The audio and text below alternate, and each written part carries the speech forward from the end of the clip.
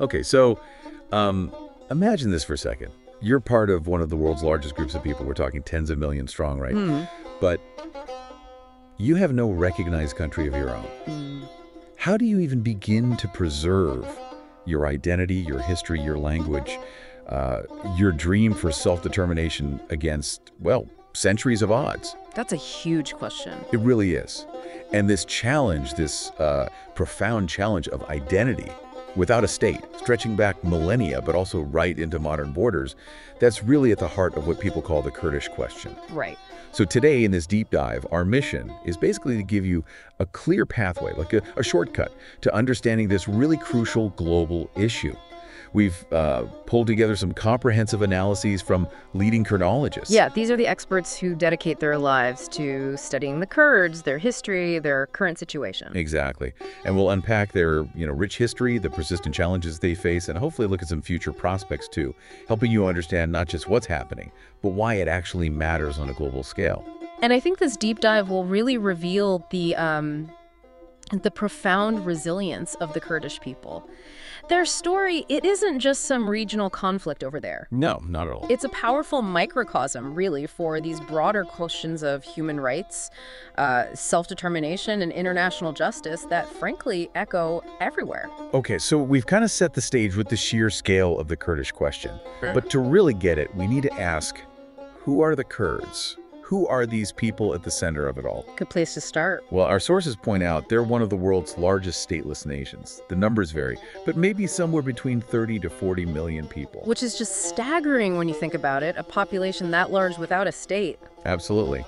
And their roots go way back, tracing back to the Medes, 7th century BCE. But that's not just a history factoid, It underscores this almost unparalleled millennia-long struggle for cultural survival against constant attempts to erase them. That's the core insight, isn't it? Their identity isn't just preserved, it's like it's been forged in fire over centuries. Yeah, exactly. And their identity, it's so deeply tied to this really vibrant culture.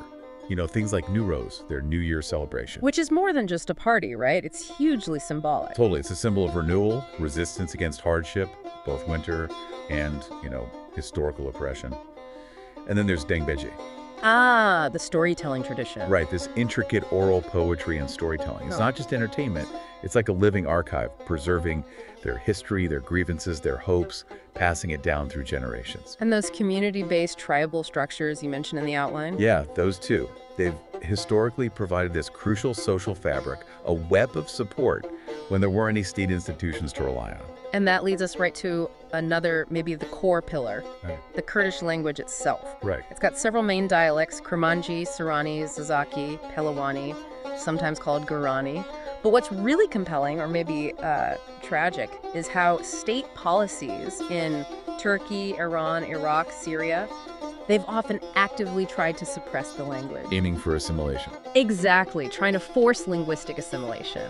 But the Kurds have just fiercely resisted. And it's interesting, this act of suppression, it didn't destroy the language. In a way, it almost backfired. How so? Well, it became this powerful crucible, forging a deeper, more defiant cultural identity. Like the Kurdish poet and philosopher Sigurd Swen put it so powerfully, a nation without a language is like a body without a soul. Wow, that really hits home. It does. It shows the language isn't just about communication, it's become a battleground for survival. And their resistance has turned it into this symbol of their, well, unbreakable spirit.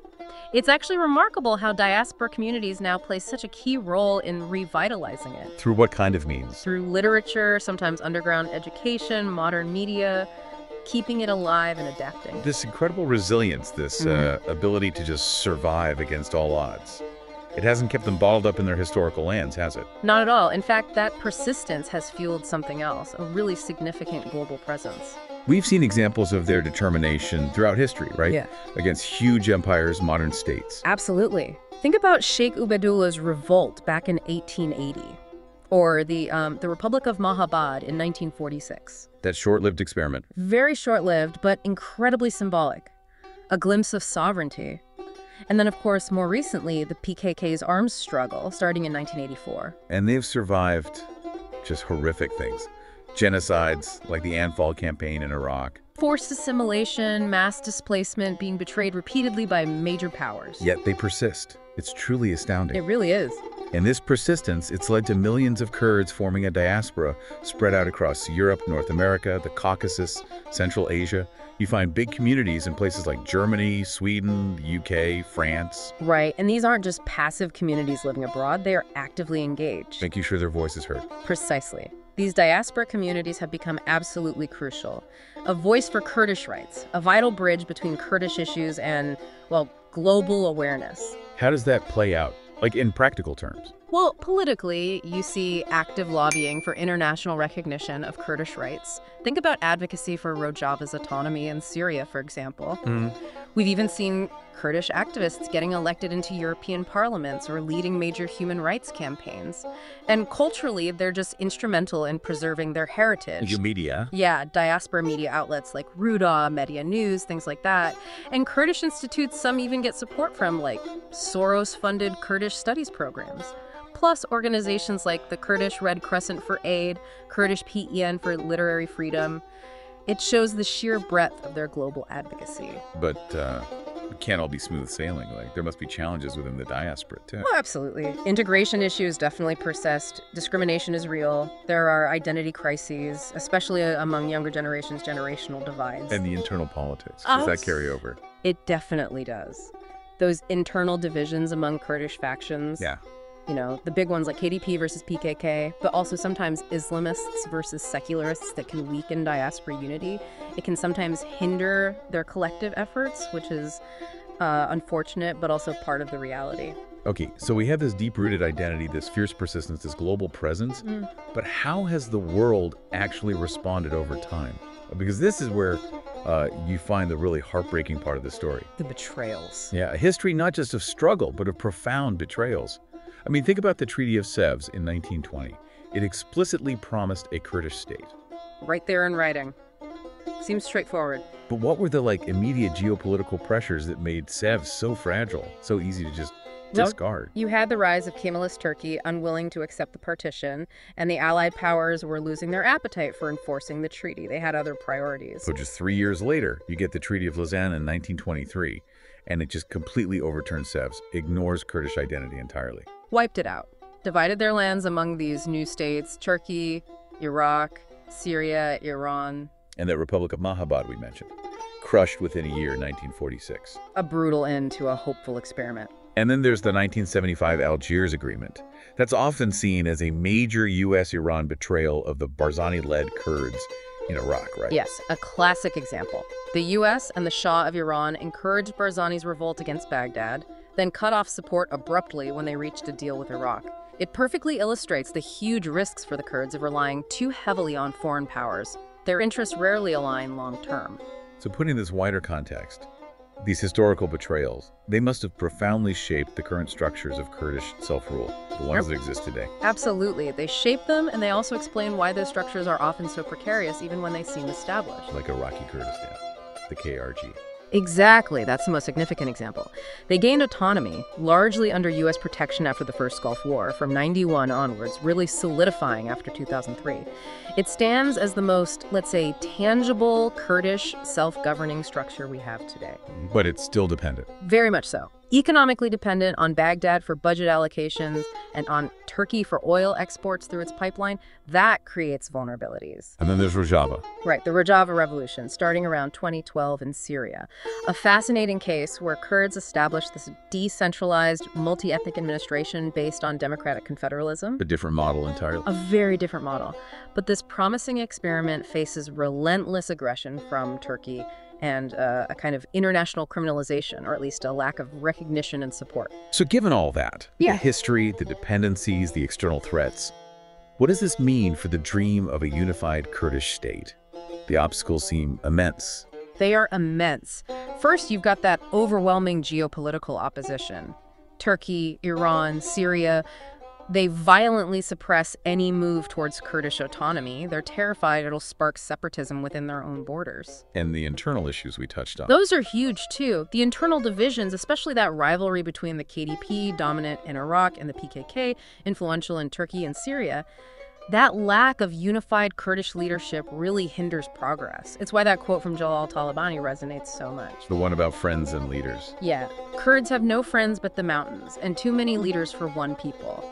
It's poignant because it captures that fragmentation. And finally, the economics. Economic dependence is critical. Iraqi Kurdistan's reliance on oil controlled by Baghdad and Turkey is a major constraint. Plus, internal issues like corruption and lack of diversified infrastructure hold them back. Wow. So, faced with these just formidable obstacles, what are the actual paths forward being pursued? Are they all aiming for the same thing? Not necessarily. That's what's interesting. You see a whole spectrum of strategies among different Kurdish movements reflecting their different contexts, ideologies. Okay, like what? While you have the PKK's more traditional Marxist-Leninist revolutionary roots, though that's evolved, that contrasts sharply with the PYD and YPG in Syria, pushing for democratic confederalism. The Öcalan-inspired model. Exactly. Inspired by Abdullah Öcalan, focusing on local autonomy, direct democracy, ecology, women's liberation. It's a very different vision. Then you have PJAK in Iran, which is linked to the PKK but focuses specifically on Iran. And the KDP-PK in Iraq focus more on regional governance within a federal Iraq. So very varied approaches. Very varied, highlighting just how complex and multifaceted their struggle is. It often reflects the unique conditions within each of the states where Kurds live. That is a lot to take in. All this history, these struggles. What's maybe one key historical lesson that really stands out? Something crucial for guiding future strategies? Well, the sources we looked at highlight some critical historical mistakes and corrections. One major pitfall, historically, has been fragmentation. The infighting. Yeah, past uprisings, like those conflicts between Barzani and Talabani factions, often failed because of tribalism, feudal loyalties, lack of coordination. So what's the proposed correction? The need for a pan-Kurdish democratic framework. Maybe a national congress that could represent all Kurdish factions and ideologies, trying to bridge those gaps. Okay, that makes sense. What else? Another big one is that over-reliance on foreign powers. We talked about the Algiers Agreement. Right, the betrayal. It showed the huge risks, so the correction there is clear. Build self-sufficiency, reduce vulnerability to the whims of international politics. Easier said than done, I imagine. Of course, but essential. Then there's the issue of undemocratic practices within some Kurdish areas. Like in Iraqi Kurdistan. Yeah, despite its autonomy, it's faced criticism for nepotism, suppressing media, cracking down on dissent sometimes, things that alienate its own supporters and damage its international image.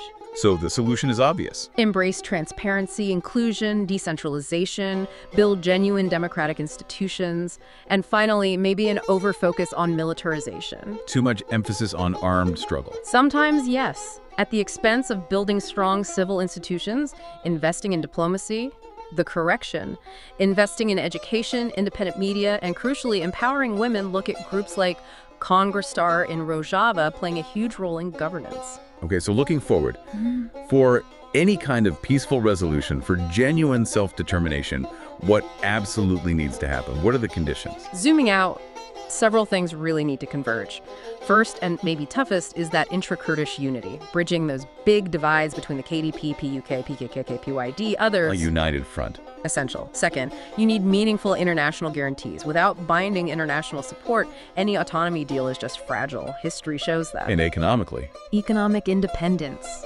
Diversify away from just oil. Tackle corruption head on. Build a sustainable economy. And finally, underpinning all of it, democratic governance.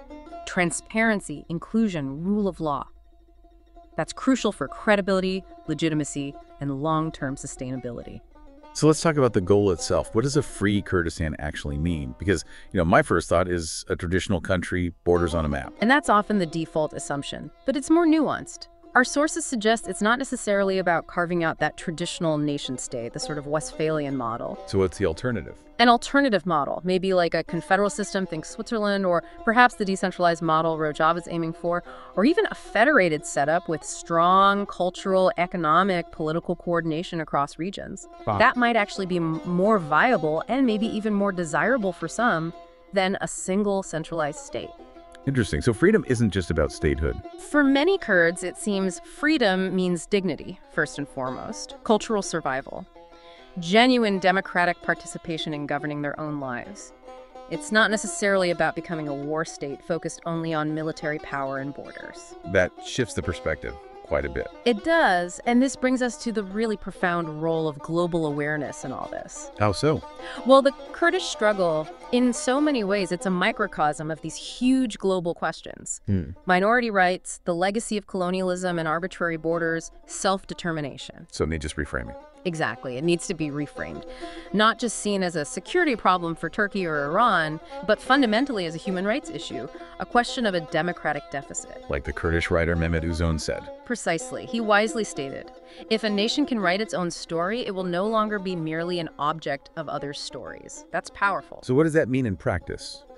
For us, for the world? It means educating ourselves and others, actively countering state propaganda that often demonizes Kurds, promoting Kurdish culture, their literature, music, film, and crucially, ensuring Kurdish voices are actually included in peace processes and international discussions about the region, not just talked about. So we've covered a lot of ground. We've journeyed from the ancient roots and the incredible cultural resilience of the Kurdish people right through to their modern struggles for autonomy and this kind of evolving vision of what self-determination might even look like. It really hammers home the idea that the Kurdish question, at its very core, it's a human question. It's about freedom, it's about justice, it's about identity. And through all of it, all the hardship, all the betrayals, there's this enduring spirit of resistance. It's captured so well in that Kurdish phrase, Berkswood Gianni. Resistance is life. Resistance is life. So maybe the final thought for you listening isn't just asking, do the Kurds deserve a state? But maybe turn it around. Ask yourself, is the world ready to actually live up to its own stated values of freedom and self-determination for all peoples? What really stands out to you from everything we've discussed today?